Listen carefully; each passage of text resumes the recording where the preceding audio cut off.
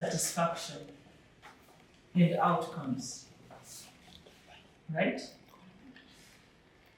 If we give a good service or care our customers excellently, when a patient leaves this place and they're satisfied and their outcomes are, the results are good,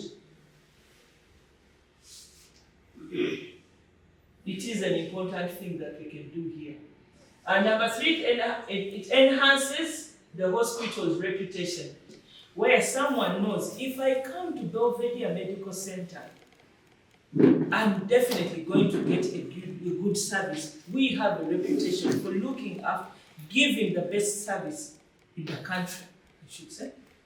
So, while we are working on training our staff to know about good customer service, that is what we want to achieve. We want our name as BMC or Belvedere Medical Centre to be out there. That if you go there and you have an emergency, these guys are going to run around and make sure within 10 minutes, they have turnaround times.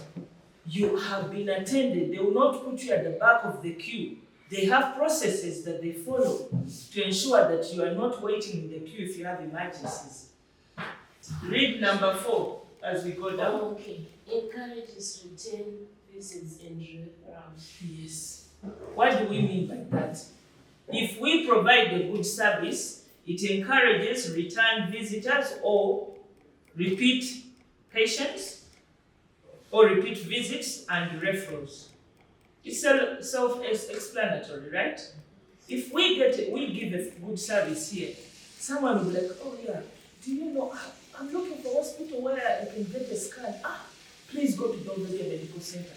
It's a one stop. If you want your lab results to come out the same day, they have a lab there. Please go there, And others will come back. We have patients that have been in the system, if we go and check, for over, this is Mutungura and the rest, they keep coming back, to mention but a few. Why do they come back? This is more like their home. It's in the community, and they found a good service. And also, last but not least, on why are we training, or why does customer service matter? It's because it reduces complaints and legal risks. Do you know that if anything goes wrong in this place or any hospital, I'm just giving an example, not that it has happened, a doctor makes an error, someone can sue. So we do our best to give a good customer service so that we avoid that. And also complaints. Julie was here, she will tell us how many complaints has she received during the week. It shows us, are we doing well in terms of looking after our patients, or are we not? The more complaints we have, that means we are not looking after our patients, or we are not giving a good service to our patients. I want to just refer to one thing, which is our BFC vision. Who are our customers? Everyone is our customer. Everyone? Okay. Yeah, out there, if someone calls. Yeah, and then we also have people that look after the patients. They're also our visitors. Someone comes to visit BMC, they're our customer. They want to find out about our services. And also patients and their caregivers or families. They are also our customers. So we're going to see that as we go by, we will be also looking at how do we handle families that have come to see their patients. On the key elements of hospital customer service, we're going to be talking about communication. While we are communicating, as we are giving customer service, we need to communicate respectfully. We need to be clear. We need to be polite. We need to be compassionate. Use compassionate language with patients and families. Remember, someone is sick already. They come with a patient. They might not be their rightful state of mind. They need help. They are panicking. They are scared. So whatever we do at that point in time, we need to be polite, we need to be compassionate. Let's put ourselves in their shoes.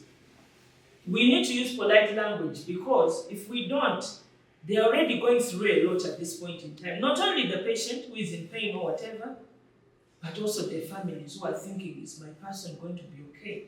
So how best can we, from doctors to nurses to cleaners to everybody who is going to be taking part in this team that is going to help these people, we need to be respectful. Empathy and compassion, I think that I've already spoken about. Timely assistance.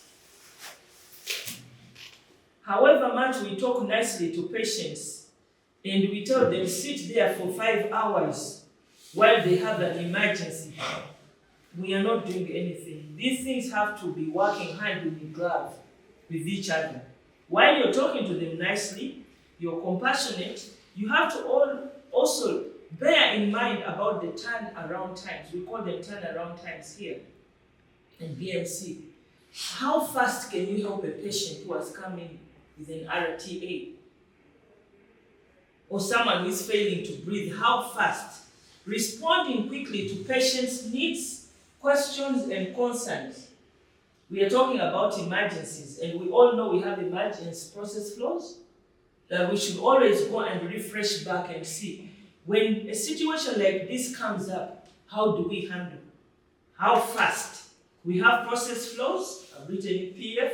We have standard operating procedures, and we are in the process of drafting policies. These are all ways to ensure that our customer service is improved to that level where our patients are satisfied. We are talking about professionalism, maintaining confidentiality, very important. When a patient comes at BMC, they don't want to hear their story in the backyard. Oh, did you see that guy? The leg has been cut off. Professionalism, maintaining confidentiality, integrity, and also appropriate behavior. I'll give an example. You want to be worshiping, there is a patient in the ward. You bring your radio, hello, and start playing your worship music. You're at work. It might be inconveniencing them. Is that appropriate behavior? You have your earphones. You're coming to attend to a patient. Is that 100% attention? No, it's not. We're just going through the slides. Comfort and cleanliness. I think we have some of our cleaning staff here. Ensuring that the environment is clean, safe, comfortable for healing. Noise. I'm sure when we are there, you can still call Mr. Namoreva without shouting. Some people are coming here to find a place to heal. Noise, maybe they're having a headache. And you're shouting, Mr. Namoreva. You can still just go, please come through and help this patient. So their way is comfort. They need to be in a comfortable place. It's not their home, but they're here to heal. Cleanliness. I've heard of a story. I'll tell you a story one day. In a ward, the cleaner comes in and unplugs. The person is on life support. They unplug the machine and they put their phone to charge while they clean. Do you think this patient survived? That is not behavior. Charge your phones elsewhere. Come, just do your job, clean the environment. Don't do small talk with the patient unless there's someone who really wants to be talked to. Yeah, we need to know how to balance it up. Don't talk to them if they want quiet time. You can read the situation. Listening and feedback. We need to, while we are giving our excellent customer service, we need to listen to what our patients or our clients say and also get feedback, whether positive or negative. It will help us to grow. Number one, actively listening to patient concerns, taking feedback seriously improves services. We have a QR code on the sliding doors of the consultation rooms. That's for them to scan. Let the receptionists, Manaroba, can you tell them, if you need to give us any feedback, just scan. Let us know what you think about our service. Call center follow-ups, recommendations. We need to work as a team. Our vision says wholesome patient care. The reason why we have such a vision is because we have different departments. We have radiology, we have lab, we have many other departments. You know them now. I got stuck somehow. So we are saying, after the doctor has treated the patient, there should be coordination between the staff members that I've mentioned there. I have doctors, reception, RGN, lab, results, and back to the doctors. For example, a patient comes in and they want to take tests. The RGN takes the blood, the doctor orders tests. They go back to the reception. The reception pushes the request to the booking, to the RGNs to book in the system. The specimen is taken to the lab. The lab processes the specimen. The results should be back into the same avenue they came through and back to the doctors. There should be a coordination. If we have the breakdown somewhere there, we are not giving a good service. I'll give an example. Specimen comes in, doctor says, go take a test A, B, C, D. The guys at the reception keep quiet. The results are urgent. They need to be assessed by the doctor quickly and make decisions. They sit on the results. They don't say anything. The guys, the treatment room, they don't book. The lab sits back. Or they get results and they also don't send them back. There's a breakdown somewhere. So there should be communication between the reception, the nurses, the doctor, until the results get back to the right place where they started so they can be assessed. I talked about turnaround times. I think for us to give a good service, we should avoid long waits for patients. We should know when someone comes in, how do they go through the system quickly and out they go. We have turnaround times that repeat. Ensure tests are ready and communicated to clients. The receptions don't keep them. After 3 months, then you say, your results are here. They were needed when you ordered urgently. Respect for superiors when assignments are given. When Natron comes and tells you to do something, do it. It doesn't have to be doctors only, or, look at your superiors and assist when they need assistance.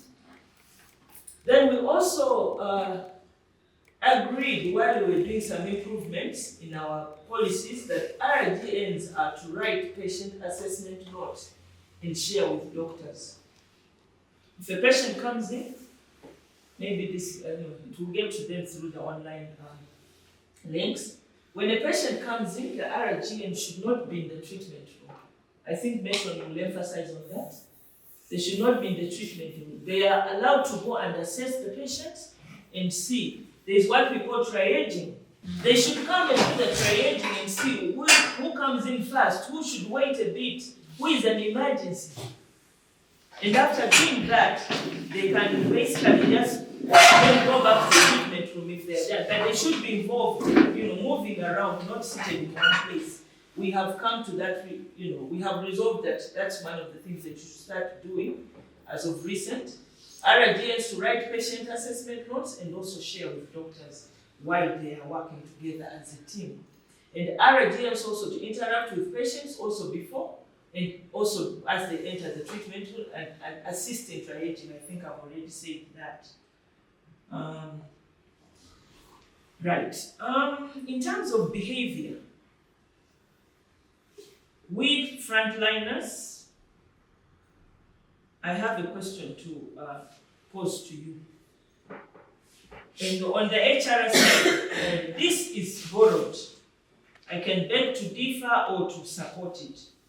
The quote says, we hire for attitude and train for skill. We hire for attitude. It was said by Herb Kelleher. We hire for attitude and train for skill. I'm talking about behavior. Yeah, I'll give you an example. On the HR side, we are trained to, while we are doing interviews and assessing, sometimes you might have 3 candidates that come for interviews. Candidate number 1, very excellent in the interview. But while you are talking to them, you are picking you're assessing behavior, and you can actually pick that this person is going to be a problem. Candidate number 2 is average, but he's average in both. The interview didn't do very well, but when you look at the behavior, you realize he has a very good attitude. We have behavioral questions that we ask while we are training.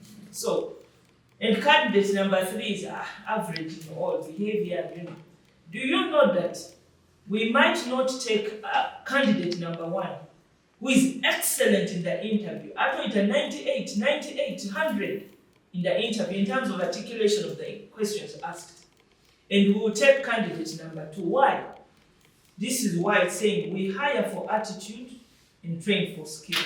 Of course, we are not going to take a plumber and put them in the doctor's office. No.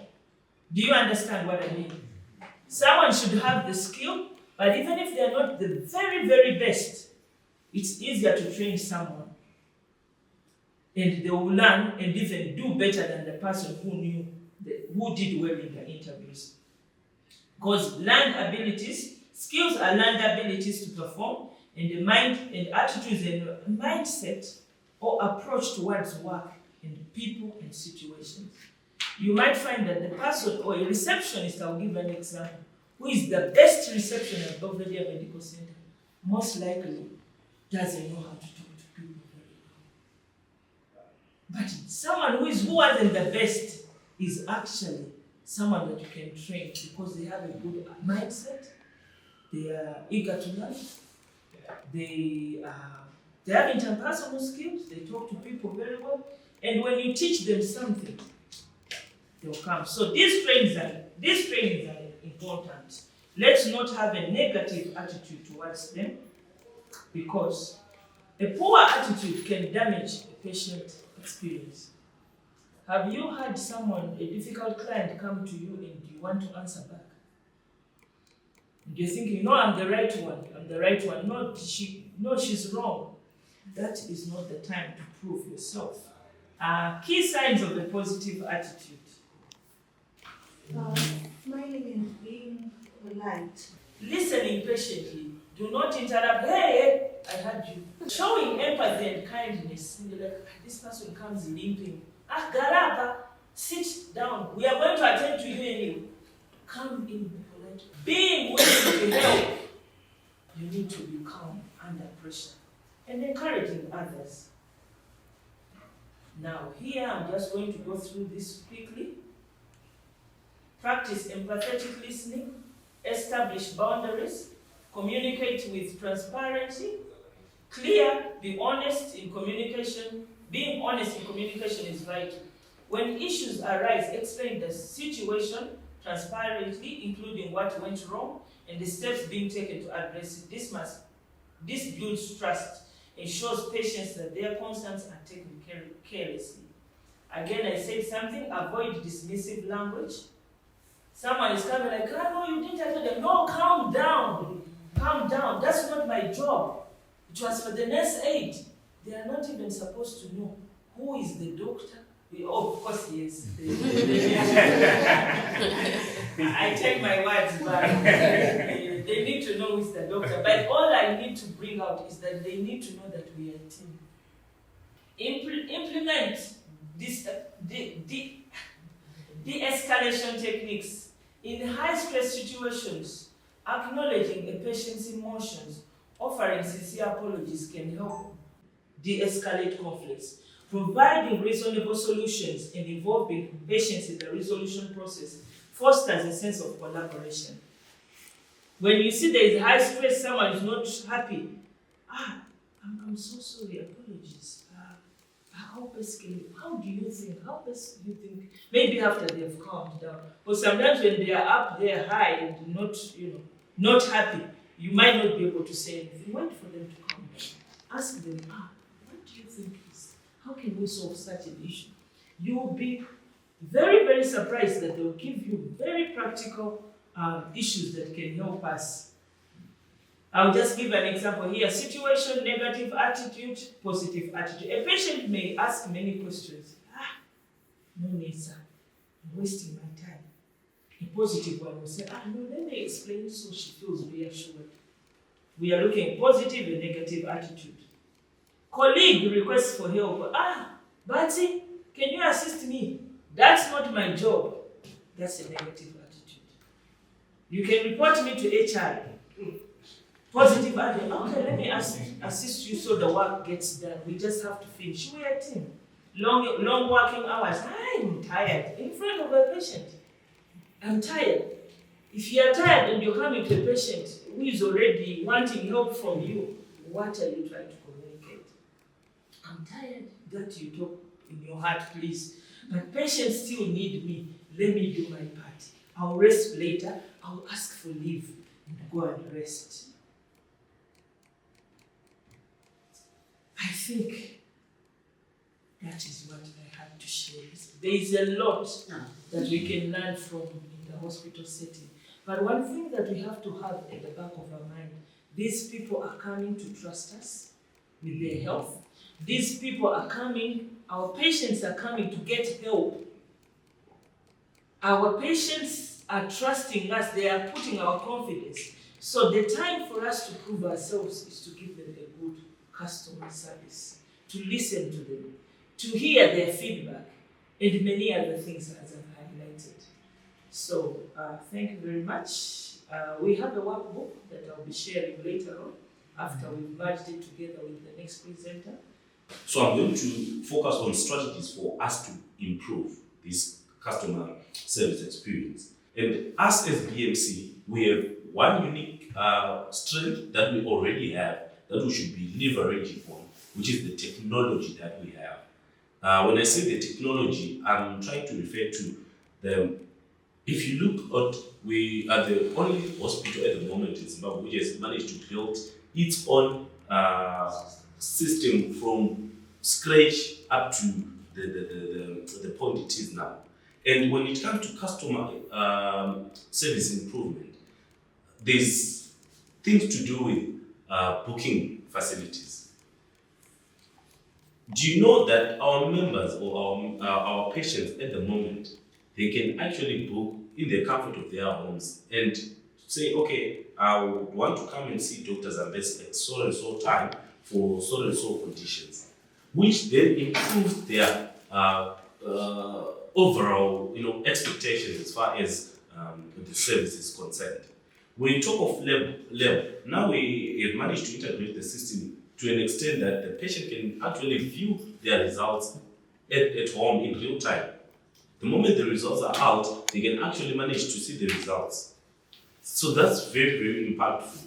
So as much as we can discuss more of the issues that we have, or the strategies that we have for improving our customer service experience, I just wanted to hammer more on the issues to do with our technology that we currently have at the moment, from the medical aid side to also the clinical side, which is the BMC wing. If we are able to leverage to make sure that our members, every time that we are meeting with a particular patient, as Madam Z alluded before, to say, this person is coming in already stressed, because an illness always you are already stressed. So, metro, or I'm seeing ma'am at the reception. The first thing right now, am I able to get assistance immediately? So if she shows a particular attitude towards me, that's going to just escalate whatever that has been going on. And for your own information, the people that are very, very critical are the people that have brought the patient. Remember our mantra, we are moving with a thing where we want to meet global standards. For us to meet those global standards, as we have highlighted before, it's a mindset game. We have to set our mindset straight, not thinking that once we have a fully fledged, big entity or like a hospital, then we'll start. No, it starts now. The type of communication that we are doing with our patients, the technology that we are using, we should need to start taking pride in those things. So with that, I would love to say if there are any questions. I was just touching on, I think the whole presentation, because of our time, we'll do it some other time, but just to emphasize on main issues to do with our technology. Yes, Doctor. Thank you very much for the presentations. It's not a question as such, but it's just a comment that I think for us to achieve what we learned today, we also need a strong and support system to support those who are at the forefront. For instance, a patient might come with a problem to me, right? Then, if she does not have, it's just an example, I'm not saying, if she does not have a strong supporting system at the back office, that patient might go frustrated. At the end, the whole BMC is pending. So when the people at the front maybe bring issues to us who are at the background or at the, we should also be able to be so supportive so that we don't frustrate the patients. Zvinoita kuti even vari pafront vakwanise kudeliver their best. All the departments need to be interconnected. There are many times probably a patient complains because the person works there and at the end, BMC service is poor. Patient complains ultrasound scan from Yanonoka. At the end, BMC service is what? Is poor. So if all these departments, the lab, we are working as one. Maybe innocent your department, you should be our link to all these other departments, so that they know whatever we are delivering at A&E, what their services also affect our rating. So if you can be that person, your department can be that person to make sure that the lab is delivering results on time to us, the X-ray is coming on time. There should be a way of trying to rate my patients X-rays, my patients so that we come up with something chiri. X-ray, if possible, it means those departments maybe you might need to find a way to say, can I X-ray you discuss the person who X-ray, maybe to add more in-house or something like that. I mean, I don't go punching, not on call. Because if you want to provide standard care, we cannot allow a patient to wait for an X-ray. We cannot allow a patient to wait for an ultrasound scan. So, I think though we can achieve our world standard. What can happen is X-ray. How do we know X-ray? Calling, it's no more about great, reach at the world class. Because world class, it means service actually to provide EPAM. Yes, thank you.